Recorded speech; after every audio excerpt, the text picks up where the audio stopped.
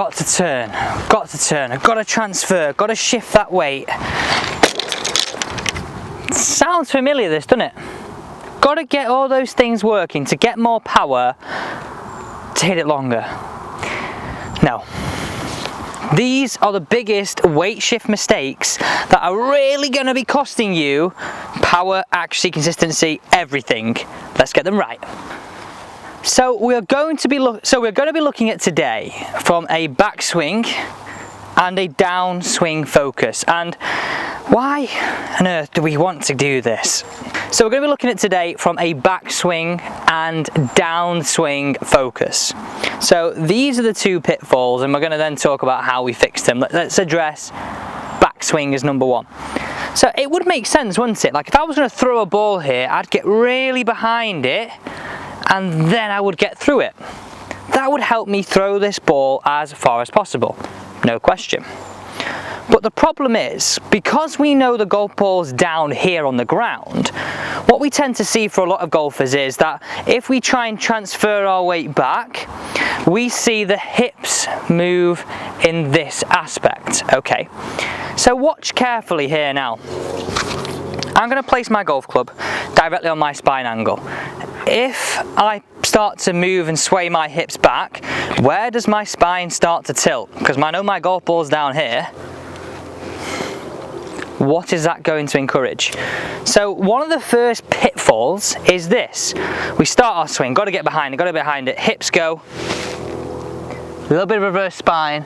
This all encourages this. Or we have to really manipulate and get this aspect to our downswing. So what is a great way to fix that? Because I think we should think about today's video as a simple fix to fix the backswing, and then finishing off with a really great analogy we can take straight to the golf course for the downswing. This is what we're going to do to fix the backswing. Let's get into how we can move these hips properly, everybody. Let's get into it. So what we're going to need for this drill is just simply 2 alignment sticks.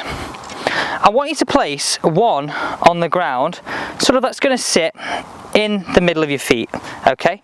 So we've got our ball position there with driver, then we're going to move that alignment stick to sit right underneath the buttons of your shirt or right underneath your belt buckle. So as I was saying, the massive pitfall with trying to move our weight, transfer our weight in this backswing is seeing a move like this. As I suggested, really encouraging this sort of hitting down motion on the golf ball. What I want you to think about this, and this is some key points I want you to focus on here. Okay, when we sway the hips this way and we try and complete our turn, we get too much distance and extension between our sternum and our belt buckle. What I want you to think of this way, this is the key aspect. To start our swing, can we feel we've got a little bit of an order to this? So, weight is our key goal here, but let's think about it in an order. Let's start by feeling as though our sternum starts to rotate, okay? So it starts to move our club back.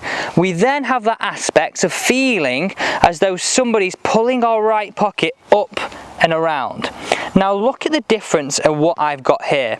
I've kept what feels like a very similar distance between my sternum and my belt buckle. There may be a slight bit of extension, but not to this aspect, okay? Where's my weight gone? So upper, right pocket around. My weight is now feeling his own behind the golf ball. I could throw and transfer from here.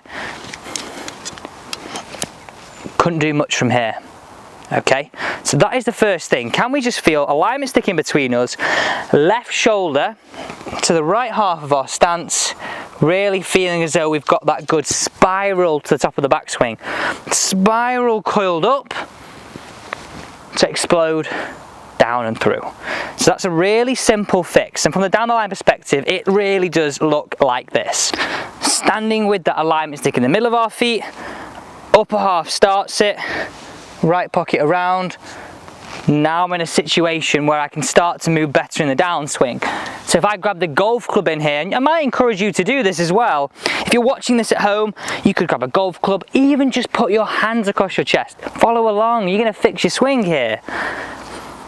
Start, right pocket, start, right pocket, into the golf ball, giving you a super easy chance of getting this movement right in the backswing. So, quick summary on backswing. Simply, can we feel as though we don't extend this distance between our belt buckle and our sternum too much? And that really comes from this.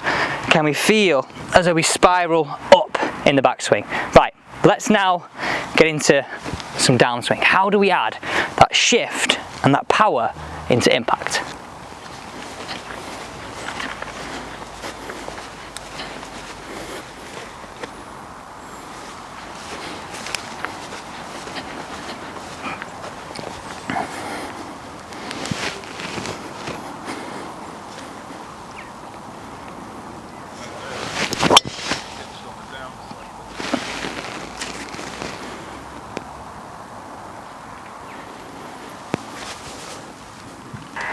So you've just seen me hit off there, and I'm now going to place on the side of the screen here a slow-mo.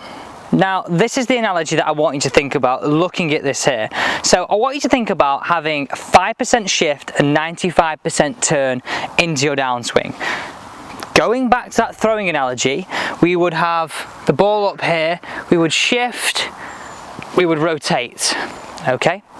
That same thing now into the golf ball. What I want you to practice is this whole move. We're going to go to the top, we're going to initiate our downswing slowly, bring the knees back to where they started, so a little bit of a shift, and then turn, and build it up slowly.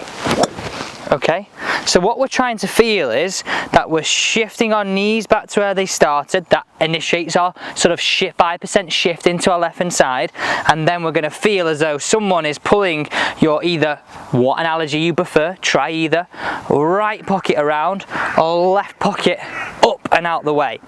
So work through sort of a gear system, and gear 5 is the one that we're going to hit away. So gear 1, really feeling this. Gear 2, Gear 3, Gear 4, really start to see how I'm loaded, I'm rotating, I'm fixing this. We don't want that shift, get through that ball, get through that ball. We don't want that aspect, we want this aspect into the ball. So now building up to gear 5, we're going to place this ball down, use the same analogy. So feeling this in that gear 5 analogy, we're trying to feel 5% shift, 95% turn. We're trying to stop that sway, move a little bit more efficiently.